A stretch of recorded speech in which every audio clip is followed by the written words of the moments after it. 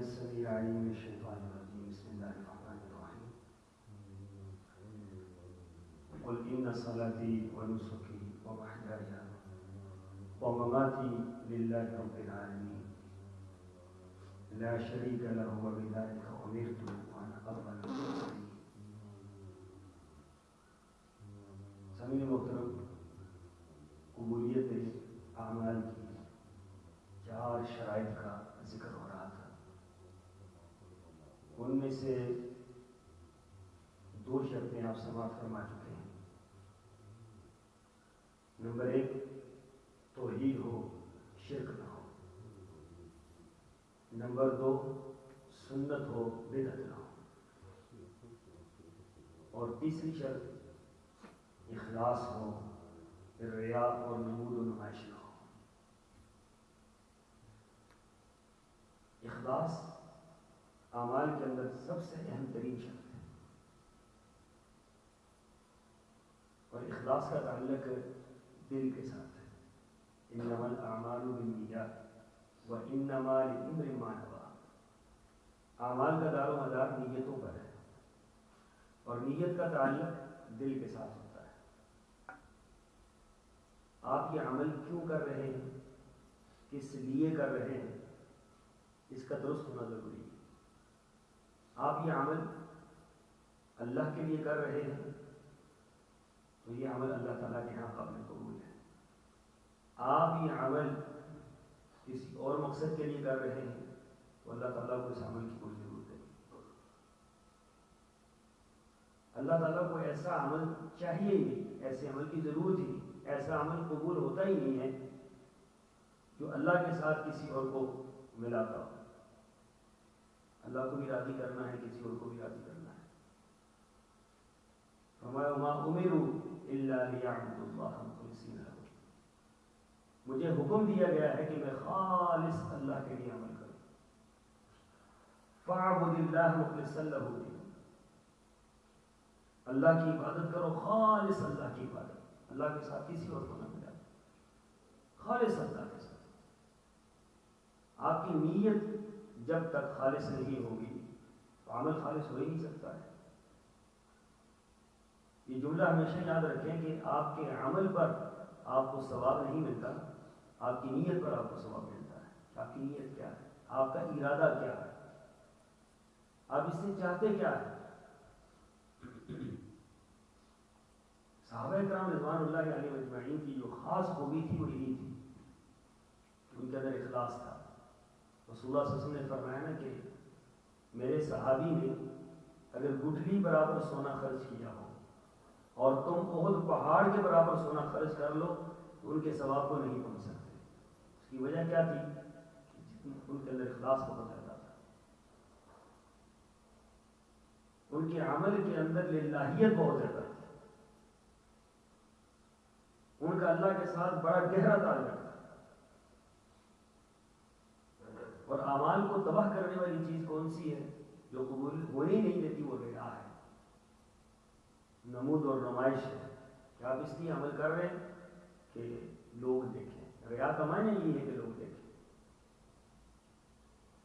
لوگ اچھا کہیں، لوگ بہتر کہیں، لوگ تعریف کریں، لوگ جو ہے وہ اس کو اچھا کہیں، تو بس وہ عمل تباہ و برباد ہو گیا. چاہے بڑے سے بڑا عمل کیوں نہ ہو، اللہ تعالیٰ کے اس کی کوئی حیثیت نہیں ہے.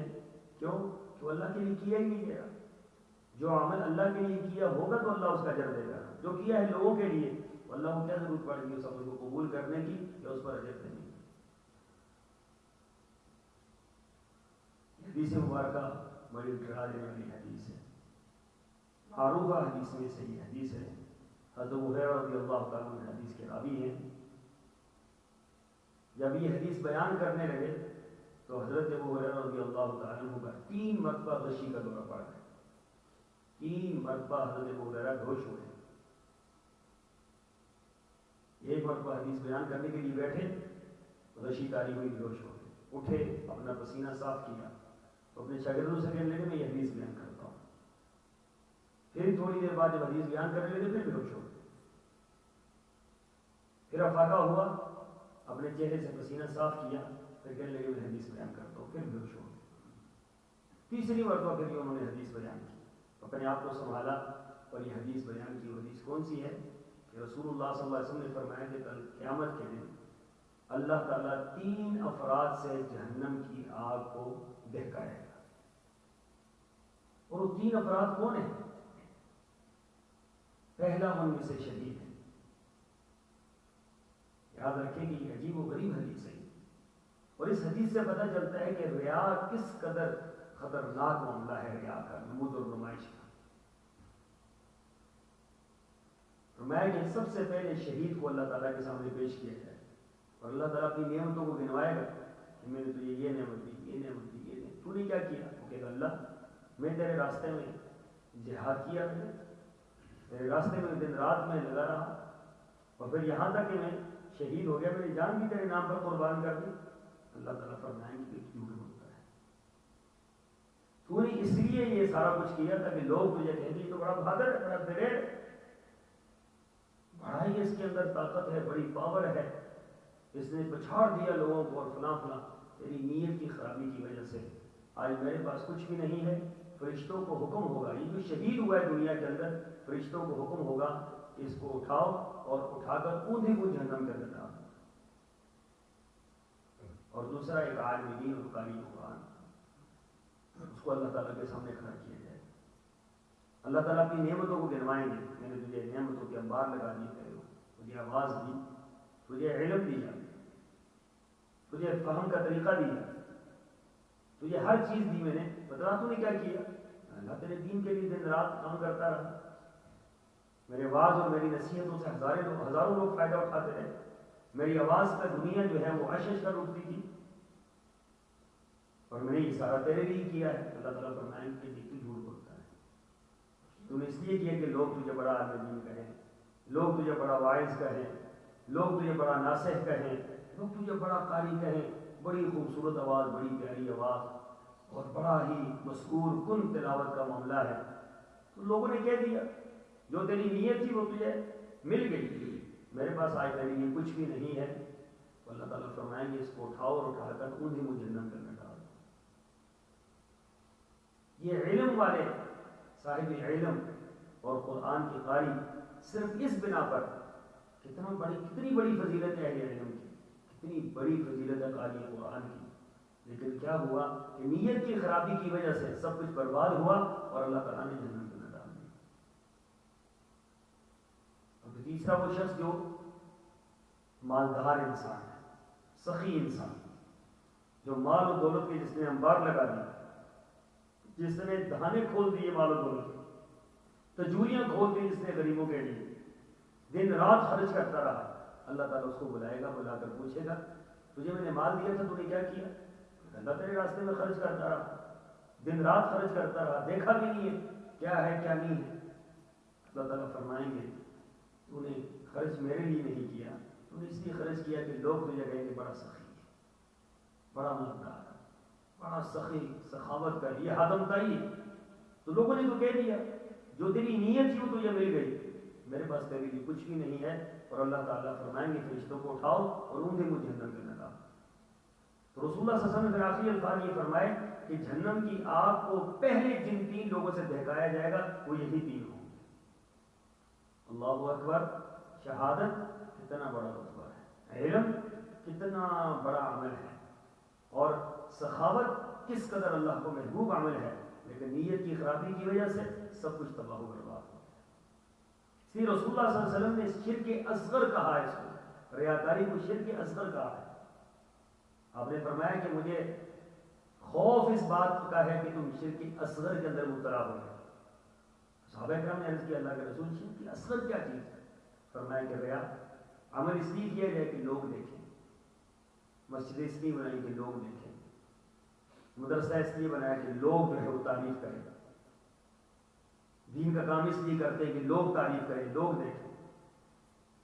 آپ نے دیکھا نہیں ہے کہ ایک تھیراٹے کا دیتے ہیں اور 10 بندے غریب کو پکڑا کر اس کی تصویر کھینچ رہے ہوتے ہیں، تو یہ کس لیے ہوتا ہے؟ یہ کیوں یہ نیکی کر رہے ہیں؟ یہ نیکی نہیں ہے، یہ بنیادی طور پر ریا اور نمود اور نمائش، یہ غریبوں کا جو استحصال ہے، یہ غریبوں کو اور لاچاروں کے استہزاء ہے اور ان کا مذاق ہے۔ اور اس میں دینی تنظیمیں بھی سر فہرست آ جاتی ہیں کہ جی کیا یہ لوگ اعتماد نہیں کرتے، نہیں اعتماد کرتے تو ہم نہ کام کریں گے، اگر لوگوں کو اتنا اعتماد نہیں ہے آپ پر، آپ یہ کام نہ کریں، آپ نے ٹھیکیداری اٹھا رکھی ہے ہر کام کی کہ ہر کام آپ کریں اور اس کی تصویر بنا کر جو ہے سوشل میڈیا کی نظر کر دیں، تو آپ دیکھیں آپ کبھی ان تصاویر پر غور کیا کریں، کلیجہ بندے کا باہر آ جاتا ہے کہ غریب انسان لاچار، اس کے چہرے پر اتری ہوئی ایک عجیب و غریب کیفیت اور اس کی غربت اور اس کے ارد گرد کھڑے ہوئے مسکراتے چہرے اور اپنے آپ کو عیاں کرنے والے کہ ہم نے حاتم طائی کی قبر پر جو ہے وہ لات مار دی ہے اور اس کو 100 روپیہ دے رہے ہیں یا 1000 روپیہ دے رہے ہیں اور اس طریقے سے دے رہے ہیں جس طریقے سے کوئی قارون کا خزانہ حوالے کر رہے اور اس کی تصاویر بن کر سوشل میڈیا پر اپلوڈ ہو گئی، تو کیا رہا اس کے پلے کہ جس غریب کو آپ نے 1000 روپیہ دے دیا لیکن اس کی اناء کو مار کر رکھ دیا، اس کی انسانیت کو مار کر رکھ دیا، اس کی غربت کا استہزاء کیا۔ یہی عمل ایسا ہے کہ جو اللہ کو سب سے زیادہ ناپسند ہے۔ آپ نے اللہ کے لیے کرنا ہے تو کیا فرمایا؟ فرمایا کہ دایاں ہاتھ خرچ کرے بائیں کو نہ پتہ لگے کہ کیا خرچ کیا ہے، دایاں ہاتھ خرچ کرے بائیں کو نہ پتہ لگے، اس قدر خفیہ صدقہ اللہ تعالیٰ کو پسند ہے۔ اعلانیہ صدقہ کیا جا سکتا ہے، ترغیب کے لیے کیا جا سکتا ہے، وہ صدقہ کیا جاتا ہے وہ غریبوں کو دکھایا نہیں جاتا، غریبوں کو رسوا نہیں کیا جاتا۔ تو اللہ کے بندو، تیسری اور اہم ترین شرط یہ ہے اعمال کی قبولیت کی کہ آپ کے عمل کے اندر اخلاص ہو اور ریا اور نمود و نمائش سے عمل مکمل پاک ہو۔ یاد رکھیں بڑے سے بڑا عمل کرنا ہے، اگر اس کے اندر ریا ہے، نمود اور نمائش ہے، وہ عمل برباد ہوگا، اللہ تعالیٰ کی اس کی کوئی قیمت نہیں، کوئی وزن نہیں، کوئی حیثیت نہیں ہے۔ اگر وہ اخلاص والا ہے اور چھوٹا سا عمل ہے، چھوٹا سا عمل، رسول اللہ صلی اللہ علیہ وسلم کے سامنے ایک صحابی آئے تھے جنہوں نے غزوہ تبوک میں ایک کھجور کی ایک سا کھجور، آپ 1 کلو کہہ رہے 2.5 کلو کہہ رہے 2.5 کلو کھجوریں لے کر آئے، تو رسول اللہ صلی اللہ علیہ وسلم نے ان کھجوروں کو اس پورے ڈھیر پر بکھیر دیا جس کے اندر حضرت بکر صدیق کا پورا مال تھا، حضرت عمر فاروق کا آدھا مال تھا، حضرت عثمان غنی کا بھی مال اس کے اندر موجود تھا، تو آپ نے وہ تھوڑا سا جو تھوڑی سی کھجوریں تھی پورے مال پر بکھیر دی۔ صحابہ کرام نے عرض کیا اللہ کے رسول، یہ کسی نے کہا کہ یہ تو اتنی سی کھجوریں لے کر آئے، آپ نے فرمایا کہ جتنا اس پورے ڈھیر والوں کو اجر اللہ دے گا اتنا اس اکیلے شخص کو دے گا، کیوں؟ اس کا اخلاص اتنا زیادہ ہے کہ اس کے اخلاص کا مقابلہ کوئی نہیں کر سکتا۔ اس نے پوری رات ایک یہودی کے کنویں سے پانی کھینچ کھینچ کر اس نے یہ کھجوریں حاصل کی ہیں اور اللہ کے راہ میں خرچ کی۔ اللہ تعالیٰ یہ نہیں دیکھتا کہ آپ کتنا خرچ کر رہے ہیں، اللہ یہ دیکھتا ہے کہ آپ کی خرچ کرتے ہوئے نیت کیا ہے۔ خرچ کرتے ہوئے تو تھوڑا خرچ کر رہے ہیں، نیت اچھی ہے تو یہ قابل قبول ہے، بہت خرچ کر رہے ہیں اور نیت خراب ہے، یہ منہ پر ماری جائے گی۔ اللہ تعالیٰ کو اس ریا اور نمود و نمائش کی کوئی ضرورت نہیں، جو لوگوں کے لیے کیا جائے اللہ تعالیٰ فرمائیں گے جا کر لوگوں سے اجر لو، جو اللہ کے لیے کیا جائے گا عمل اللہ تعالیٰ اس کا اجر دیں گے اور بہت اجر دیں گے۔ وہ قدردان ہے، وہ اپنے بندوں کے اعمال کی بڑی قدر کرتا ہے۔ اللہ تعالیٰ آپ کو سمجھنے کی، عمل پیرا ہونے کی توفیق عطا فرمائے۔ وآخر دعوانا ان الحمد للہ رب العالمین۔